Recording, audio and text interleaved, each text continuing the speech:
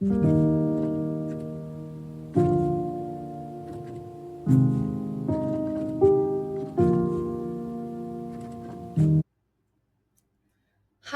I'm Taysa Saltman. I'm a licensed therapist and specialist in betrayal trauma, infidelity recovery, and sexual integrity work.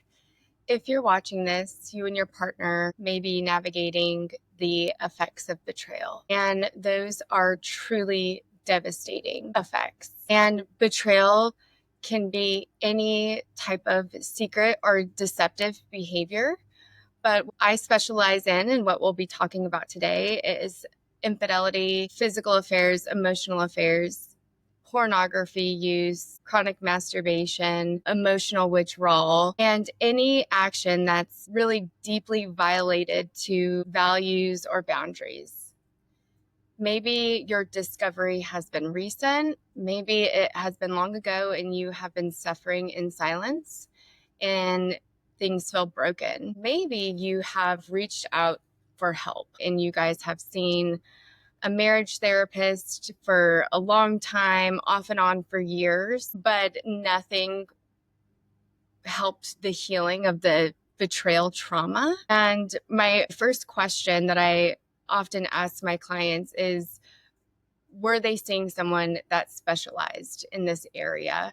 And I truly do believe that there does need to be a knowledge base when working with sex and porn addictions and betrayal trauma. And so I want to walk you through what's happening and why you may be feeling stuck and what effective healing actually looks like. And so I usually give a lecture on a consultation call with a couple or an intake call with a couple. And I am giving them this roadmap of this is what's going on, this is why it's going on, and this is the roadmap to heal. Betrayal trauma is a crisis. It's not just a marital issue, it's psychological and it's physiological because trauma lives in the body. So these are attachment injuries, it is a psychological injury, and it is a physiological injury. And so if we were to imagine two people in a car accident and one person breaks their leg and the other person is bleeding out, we're not going to set the leg first. We're going to stop the bleeding. And betrayal is bleeding out. It's when in I say traditional couples counseling, and I know I may be upsetting a lot of therapists out there, and I'm just going to take the heat because I do believe that traditional couples counseling looks a lot different than affair recovery couples work. But when you're trying to fix old marital problems before addressing the trauma, you actually are doing more harm. And that's why traditional couples counseling often fails after infidelity, because it skips right over the crisis and it tries to treat the wrong wound first. And so, what is betrayal trauma?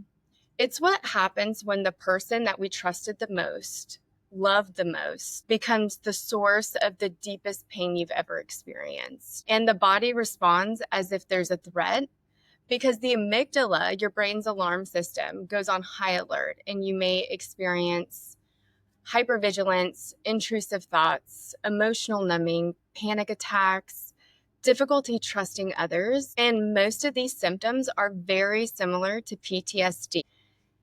And it is post-traumatic stress. Unless the affair is ongoing, then it is ongoing stress. And it's not being dramatic. We're not being dramatic here of like, oh, now she wants to be overly over the top on she's saying she has PTSD. And what research shows, and if we were to look at the DSM-5 and the criteria for PTSD, your spouse is going to meet that criteria. And you might hear an argument of like, well, the first one is a life threat. And so to be diagnosed with PTSD, there has to be an actual life threat. That's criteria one. If there is an affair, that feels pretty life-threatening to me. If we're talking about STDs, that's You can't isolate what you're exposed to. And so there is a threat to life. And as we know, with all sex addictions, porn addictions, is that they build a tolerance and it escalates over time. And so just because it's not right now doesn't mean that it won't ever be. And that feels threatful. It feels like my life is at threat. There is a physical threat going on. And so that is opinionated. Research needs to come in and help me out here. But just to put that into some perspective. And so we're talking about two traumas here, like two different types. There is developmental trauma that we see as children, building attachment styles, neglect, and emotional abuse. And that's an attachment injury. Well, we take attachment styles and we carry that into our romantic relationships. And so our romantic relationship is a form of attachment and connection, and it is supposed to be a place of security and safety. And so there is an attachment trauma, an attachment injury, and there is post-traumatic stress, which is another type of trauma. Each of those isolated is so difficult and destabilizing and debilitating. And now we're going to put those together. And so it is not dramatic. The trauma is doing exactly what it is supposed to do as far as the symptoms that the betrayed spouse may be experiencing. The hypervigilance, intrusive thoughts, emotional numbing, panic attacks that shows up in behaviors in different ways. All of it is trying to protect you. Now, I want to name something clearly. Even though that it's hard to say, and I might get some heat on this too, but I think I have a lot of people, especially in the ABSAT community and the CSAT community, who specialize and do the research for healing from infidelity and recovering from sex and porn addictions and the relationships, is that betrayal is a form of abuse. That's hard. Betrayal is a form of abuse. And I want the betraying spouse to hear that, and I want the betrayed spouse to hear that, because it is that serious. When a partner withholds the truth, engages in deception, gaslights, manipulates your reality, it's creating an abusive power imbalance. They're operating with knowledge that the betrayed spouse doesn't have, and that removes consent, that removes safety, that removes choice. When there's secrecy around sexual behavior, that also introduces health risk. There's spiritual harm. There's emotional confusion. Gaslighting makes you doubt your instincts. It erodes your reality, and that is emotional and psychological abuse.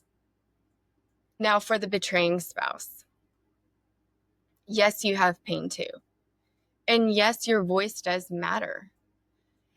And so I want you to get support from an individual therapist, from a support group, from 12-step, from trusted friends and family, from your church family. But right now, the betrayed spouse is bleeding out. And so when we talk about relationally and what needs to be addressed and focused on as a couple's healing, and we're looking at therapeutic work, so let's focus on therapeutic work. I'm not saying that your voice does not matter. It does matter, and you do have pain. Relationally and therapeutically, they need safety, stability, and truth before anything else. So your job is to show ownership, accountability, and intentional repair consistently over time. And so that is a huge ask, right? And a lot of betraying spouses or betrayed spouses may see that as, oh, they need me to be perfect. We're not asking for perfection, but we are asking you to repair. And so if you don't show up in the ways of accountability and repair and consistency, we are needing you to circle back and repair and to address that. That is how you stop the bleeding. The model that I use with couples and many people who specialize in this area use is the intimacy pyramid. And that is made by the Rabsmiths, Matt and Joanna Rabsmith, and Dan Drake. And so if you were to Google intimacy pyramid, Rabsmith and Dan Drake, it's going to pop up for you. It's going to give you this beautiful image of intimacy pyramid. And this is the roadmap to healing. It gives a very clear roadmap. And we don't start at trust on that roadmap, where the foundation, the pyramid foundation, is honesty. And this is where we're recommending a full therapeutic disclosure so the betrayed spouse can get the truth, have their questions answered. And then we move into safety, because right now the brain sees the betrayer as unsafe. And healing the trauma means reinforcing safety over and over and over again. Only then can we move to trust, vulnerability, and eventually true connection and intimacy. It's a slow, layered process, but it works when it's done right. I also want to caution betrayed spouses. It is unwise, even dangerous. So I'm cautioning betrayed spouses, but I want the betraying spouse to hear this too. You need to know that it is unwise and dangerous to fully commit before you've seen real change. And I'm making some big statements here. I'm going to get heat. Listen, the brain needs to be reinforced of safety. And I hear a lot of the times of the betraying spouses is saying, I need them to say that she's not going to divorce me and that they're going to commit to this marriage and they're going to commit to this work. Well, if this has been a chronic issue over time, then this isn't going to change overnight. And recommitting, it creates a trauma bond where you feel stuck and an obligation to the person who's hurt you. And trauma bonds aren't healthy. And that is not out of love, it's out of survival. And that's conditional love. And then we talk about codependency / prodependence. Google that to get a better, that's a whole video in itself, where your identity becomes wrapped in fixing the other person. And that's not healing. And when I'm talking about the identity of the other person is the betrayed spouse is then sacrificing themselves to fix, obligate, to help them feel comfortable of the betraying spouse. And that's not healing. That's trauma trying to survive. And so if you recommit before the trauma part of the brain sees real safety, you're asking it to shut down the very system that's designed to protect you. And so this is something that we often see is even after the affair or behavior stops, there's character traits that continue from the betraying spouse. Defensiveness, minimizing, justifying past harm, avoiding impacts, focusing on how they're behaving now versus addressing the impacts, acknowledging and validating that pain. And that prevents true healing from happening. Healing means facing the past, making repair, and becoming someone safe to love and to be loved. And so I'm not going to sugarcoat this at all. And I never do when it comes to how long-term this work is. If we were to take an inventory of all of the things that we're working on, it is individual work. It is couples work. It is attachment wounds. It is trauma. It is post-traumatic stress where we're outside of our window of tolerance and can't get emotional regulation. We have a lot of things going on here. It's hard work. I don't like to say hard because it takes effort. It takes effort. But if you're wanting to save your marriage, if you want to build something true, honest, and intimate, this is the work. You're not alone in this.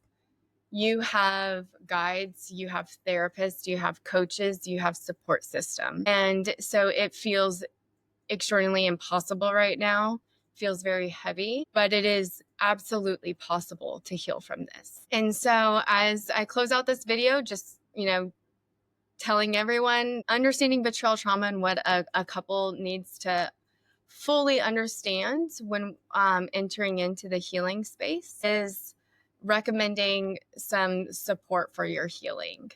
And so there are some really good books out there.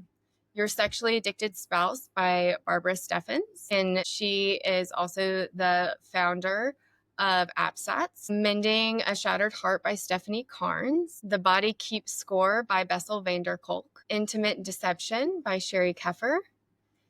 The websites of APSATS and ITAP are going to be great resources to find your therapist. Bloom for Women, which is founded by Dr. Kevin Skinner, has a ton of free resources, videos that you guys can use and utilize for your healing work.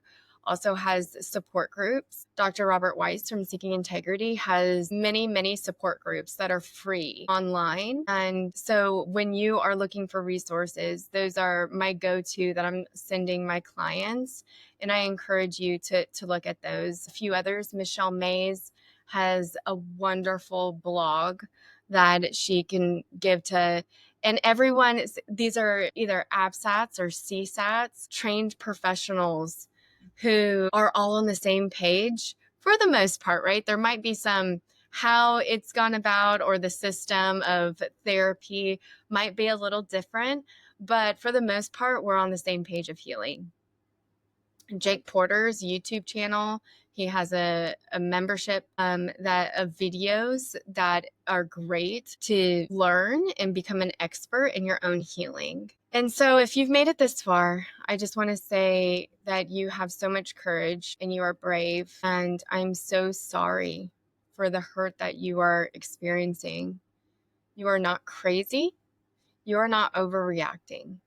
You are responding to trauma and harm in a way that your body should be responding. You can heal from this, and there is a path forward. And so if you are wanting to work with me individually, couples work, individual work, I run a betrayed spouses group. I've done workshops for empathy. And so feel free to check out my website and reach out. I would be honored to be on your healing journey.